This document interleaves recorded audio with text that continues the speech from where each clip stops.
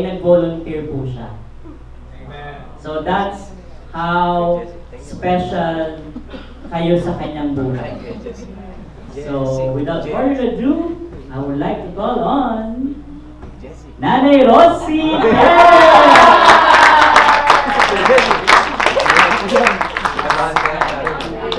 Sabi niya pa sa akin, naku, baka magalit si tatay mo. Kung hindi mo na, okay lang po yan.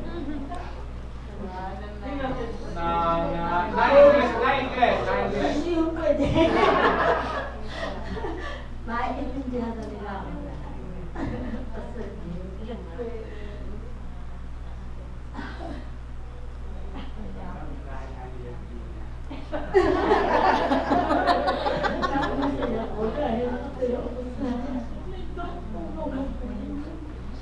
Lahat ng parang hindi mo sabi ng asawa.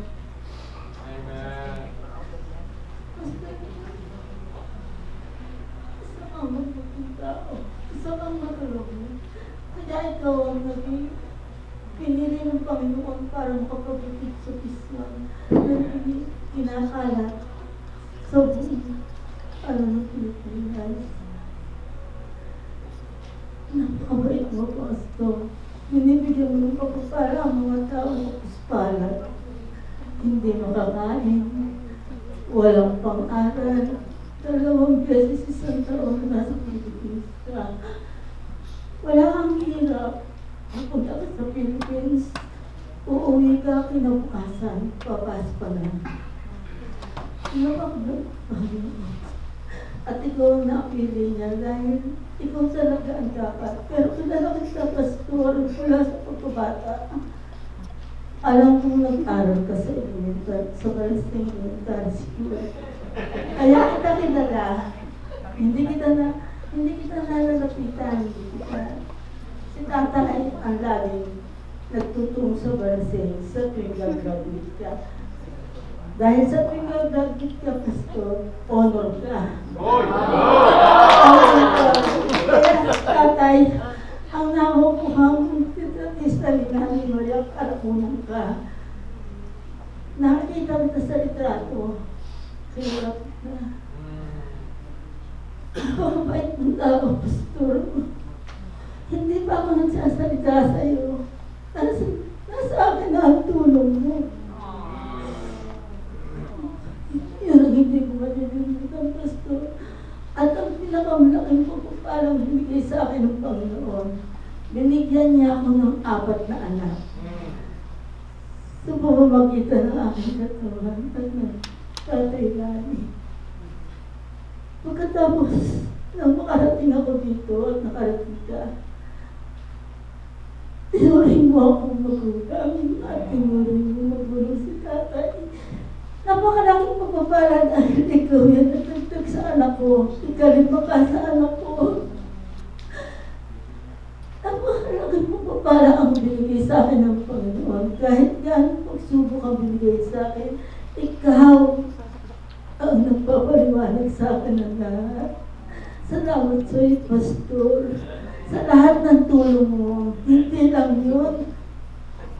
Nang mamatay ang tatay ko, hindi ako makauwi ng Pilipinas dahil umuwi na si Tatay.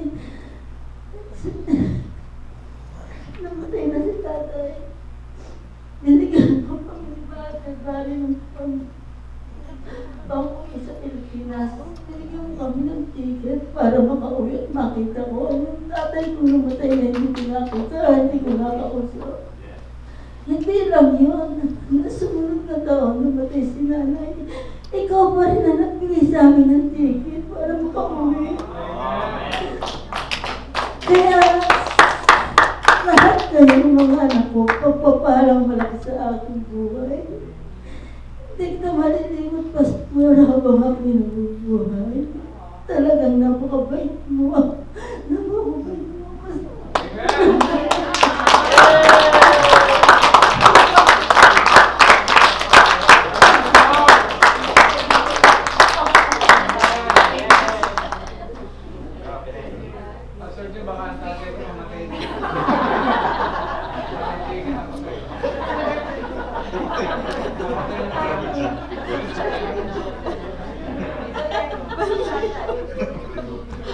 Malakas ang loob siya.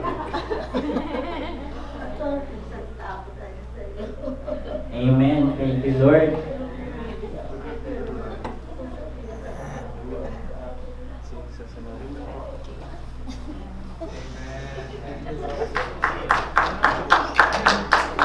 You know, it's just a proof that the relationship goes beyond the church, right? Amen. So, our next one will be coming from a family na, unfortunately, they're not here today, but they sent me a message for me to read, and I have a specific instruction where to cry. So I hope I will be able to follow the instruction. Okay, this is from the Pangilinan family. So, pero honestly, when I read this, I got solution. Okay. Wait for your cue. Yeah. Ano nga dito na? Thank you, pastors, for your unrelenting love and support for our family. You were there during some of the darkest moments of our lives, and you're still here to celebrate our greatest blessings with us. Amen. We thank God for all of you, and it is a wonderful gift from Him to have you as our family. We appreciate you and all that you do. We love you all. That's from the Sanchez family. Actually, it's Francis. So I was supposed to cry dun sa darkest moments, pero hindi ko na. So that's from Francis. Thank you, Francis, if you're watching. Next, we have. Any volunteer again? No? We have Ate Aida and Kuya Jun Samson.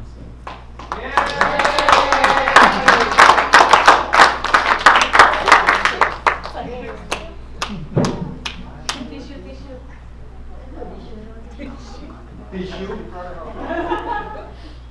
That's a bulak question.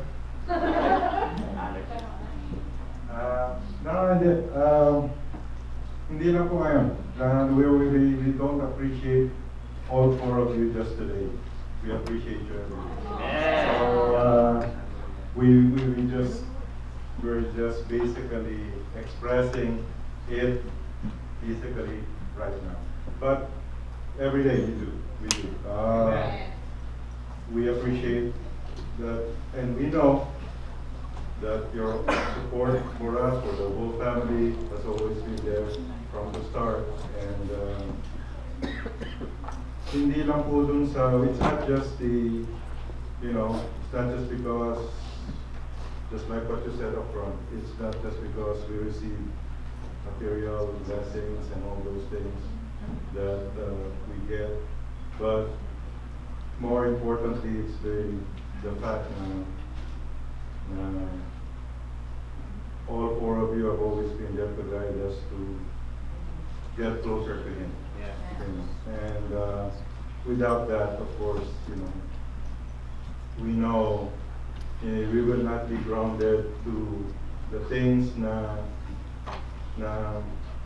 mas importante, which is yung bang mas mapalapit dun sa kingdom ng Panginoon. Amen. Thank God. I mean, we cannot keep thanking Him for all the things that happen within the family. Yung just praying for safety and all those, and praying for us to be more, or to gain more strong foundation within the family.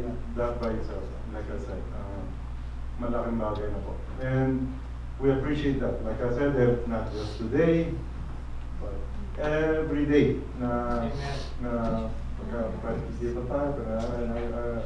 And if we don't show that appreciation that much, we apologize, but you are appreciated so much, alright? All four of you.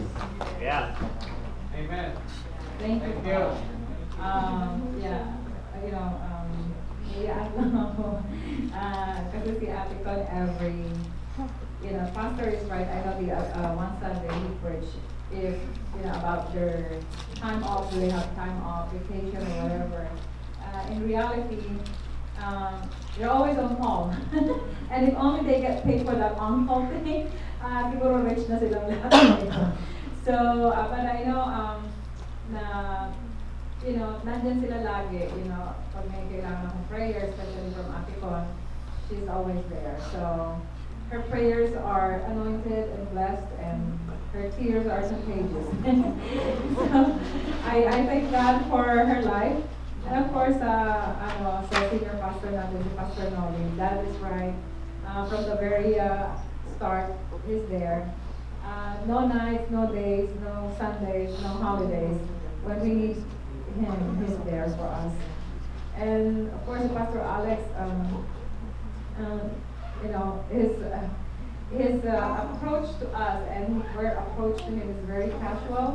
But, nandun yung blessing ng Lord from, yung parang sa magkakaibigan lang, no attack, no nothing from Word of God. It's very casual, and we're so blessed every time na makaka-fellowship namin siya. Amen. And of course, Pastor June, his, I know he must be good in something. There must be something, I can just think of it right now. I love him so much. I mean, before he became a pastor, he was a friend, still a friend of ours. Amen. So he's just a very straightforward pastor when it comes to his message. And that's why God put him in that, But no. Pastor Jun, if you really think about it, nung maborn, especially me, kung maborn again ako, he's seen me from the start. I know that. Kasi he know how devoted I am as a Catholic back then. And he saw, I'm pretty sure, he saw the journey that I have to go through. And back then, he's just a brother. Now, he's more like I said, pastor, in a different way. And ours it began with friendship, and it developed to a pastoral thing on his part. So, Pastor, salamat din sa support. Last thing I want to say, it might sound cheesy, but when we count our blessings, we count you guys twice.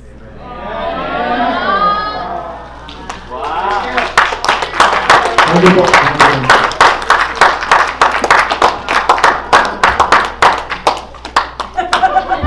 Take the mic. Another mic. Hug twice. Hello? Okay, there you go. Dapat ramdaman eh. Ayaw bitaw ng microphone. Before we call our next speaker, we would like to give you gift number 2.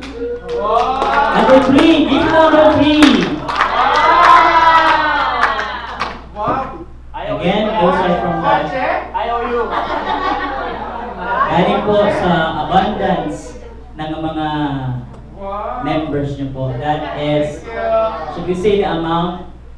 It's I think we IOU. deserve to. That's $100 gasoline gift card.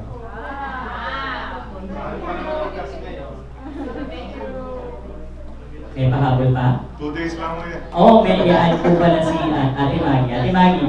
Day na ha. Kailangan gamitin. Nako, iiyak yan. Dahil naman sa bulak. Of course, siyempre, ang unang pinagkukuhanan ko ng lakas ko, si Lord, si God. And second, my family. At pangatlo po kayo, Pastor Lori. Salamat po. At lahat ng mga sinasabi niyo sa akin, tumatatak po sa puso ko. Kayo po rin ang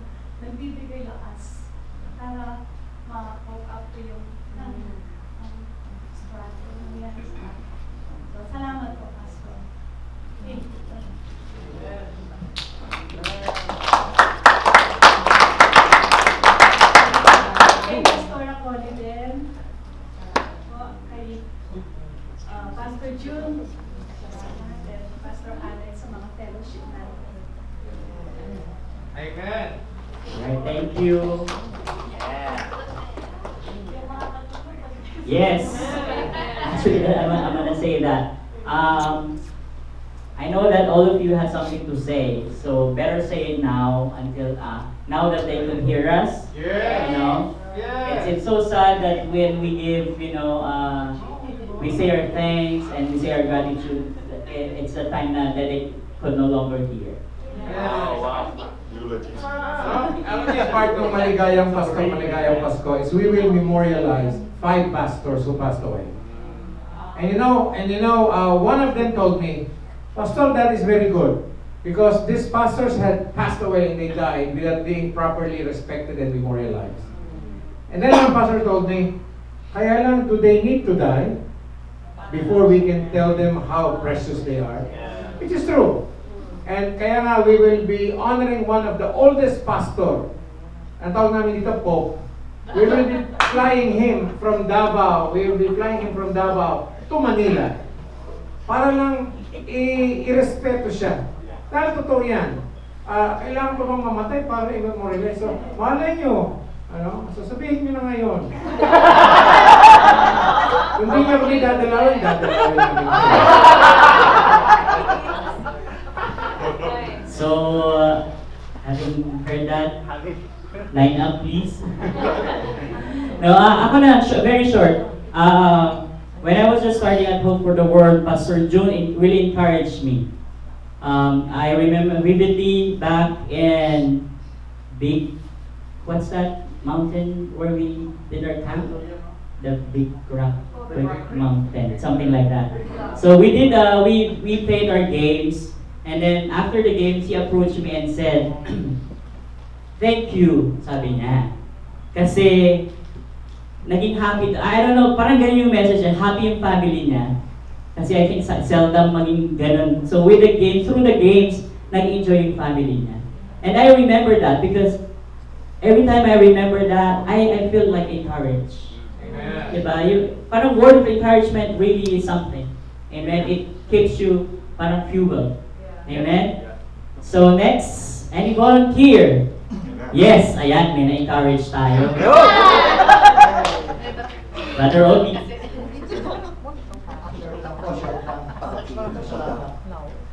I remember when we came here to America, that was 2012, and these guys here was really part of our family at the time, even up to now, Pastor.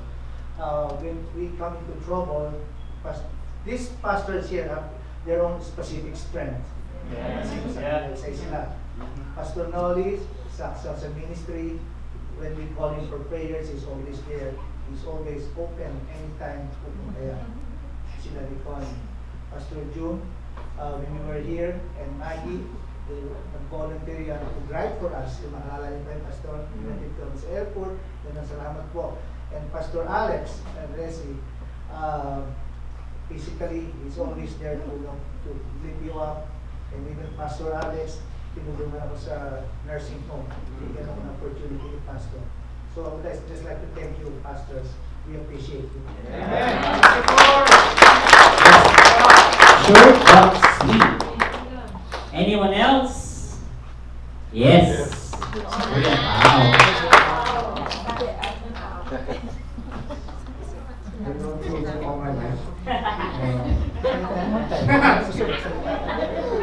Wow. My parents growing up, I want to thank you guys for always being the best parents for me. Growing up, you were also my pastor. I didn't know it then, but growing up, teaching me, my siblings and I, with values and this proper way, proper way that Christ wants us to be. And I remember Mom always praying for us. Right before sleeping, sometimes I fall asleep to her praying. That's how I would fall asleep because it was so soothing, All right. Of course. That's such a big. Anyway, Dad, thank you for everything. Thank you for always showing me how to be a man of God and always being you're not just my dad, you're my pastor too. And same to you, Mom. You know, people forget that, you know, some people, they don't, like, sometimes you can be our own worst critic and don't be so hard on yourself sometimes. You know, you're an amazing mom. You're the best mom that God has for me. So thank you. And also the other pastor in the house. So both of you guys. And all four of you, actually, Pastor Drew, Pastor Alex, my life right now, looking back, I wouldn't be where I am now if not for four of you. When I was in high school, Tito Alex talked to me, and why do you think I'm a nurse now? There's a very big influence in that. And where I'm working, you know, Pastor June's family, there's big influence too, big blessing, big anointing. Thank you. Nina. You know, and just want to thank each and every one of you. Aside from my parents, Tito Alex, thank you for your love and support and prayers. I don't say much to you, but I know you. I know you know that I'm very. I hope you know that I'm very appreciative of you and all your words of wisdom throughout the years. And you know, I just want to thank God for your life and your family as well. And Pastor June as well, your family. I just love your family, and I know you love us too. And I'm very thankful and very excited for what God has in store for all of us and all for me too. And we're all interconnected. So I just want to give glory to God for your lives and excited for the future. Amen. Yeah.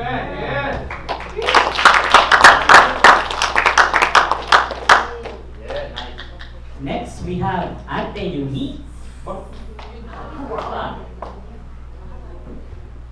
I got encouraged when you said, don't wait until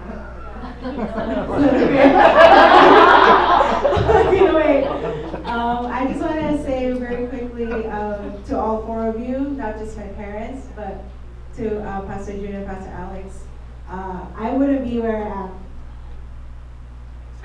without your support, your constant belief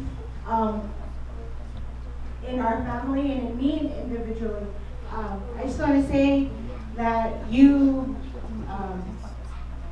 I consider you guys my spiritual parents, all four of you, because I know that even though our relationship isn't casual, like we're not homies, because obviously you guys are older than me.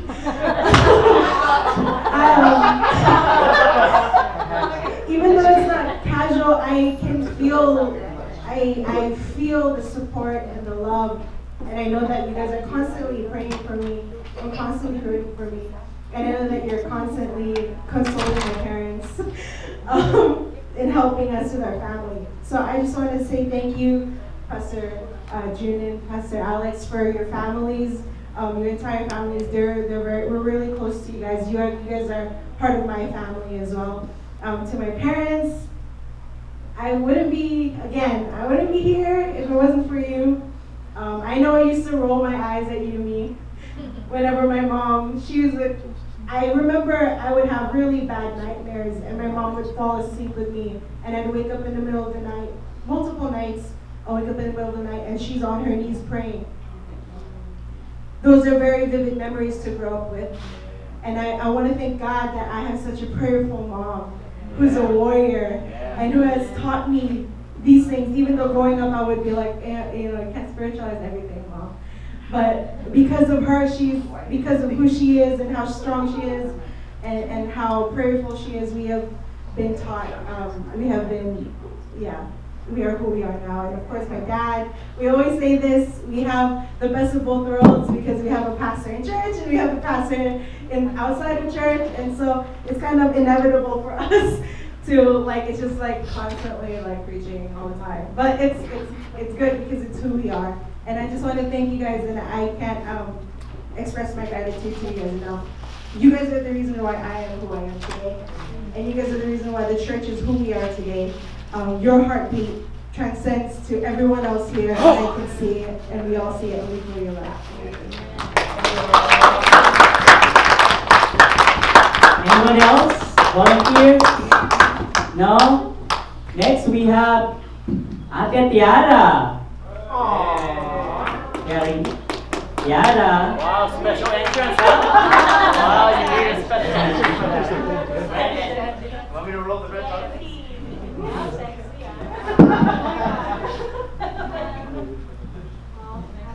Pastor Appreciation Day. I think everyone can agree when I say that I'm going to. Louder, please, loud. Thank you for this church and everyone in here. I know we only see snippets what you guys put forward, but I know behind it for your dedication and hard work continues on for this church and for the missions. I've received so much support throughout the years, and especially from my parents now, Pastor Nolan and I really do appreciate how kind you guys are to everyone in here and you support everyone. I hope you enjoy your day and your gifts from all of us.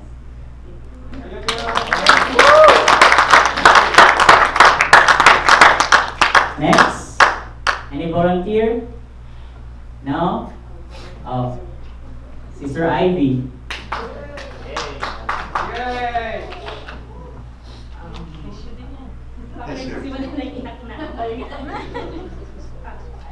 I'm just really blessed. Our family is really blessed to have pastors like that. Nung dumating kami dito, yun talaga ang desire ko, is to have find a church that will guide us and so that our family would grow to be in Christ. So, God made a move and dinala niya nga si Pastor Nolan sa aming buhay. And from then on, we know that they really made a difference in our lives. Especially si Pastor Nolan, si Pastor Aquino. And also, natutuwa din kami dahil nag-move din sa buhay namin si Pastor Alex and si Pastor Kim. Hindi ko din makakalimutan nun na bago pa lang kami sa church, and then namatay yung nanay ko. And Pastor was there. He came to our house and even asked him if he gusto niyang magbigay ng memorial sa akin. And nakaka-touch because as a new family in the US, wala kang kamag-anak masyado, wala kang kasama. But Hope for the World and Pastor Nolan became our family. And that's who they are. They are already our family. Kayong lahat. And also the whole Hope for the World. So, I want to thank God because He has given us pastors who are not just pastors and spiritual leaders, but they have become our extended family. And because of them, our own family, our children became good children because they saw in their lives, and they become our role models, so that they could grow and to be a great Christian because of their good example. So we appreciate all of you guys, Pastor Noli, Pastor Connie, Pastor June, and Pastor Alex. We lift you to God, and may God bless you more abundantly, and give His special anointing each and every day of your life. We love you very much. Thank you.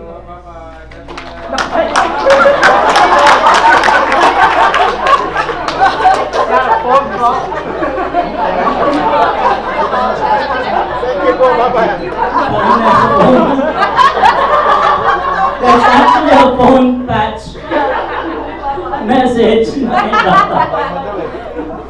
Pastor, we appreciate you for making us laugh.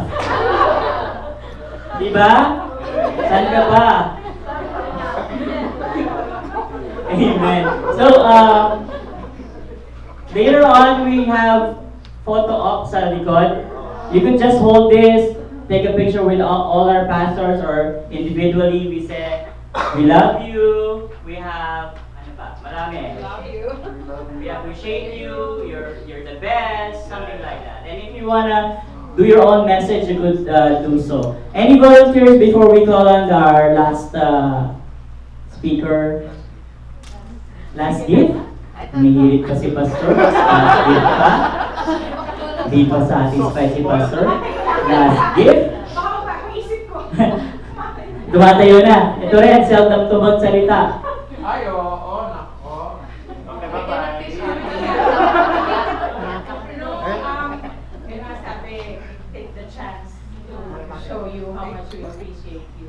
Our family appreciates all of you for everything. I know I am lacking as a hoper, as a member of this church, but still, you show me that I am good enough.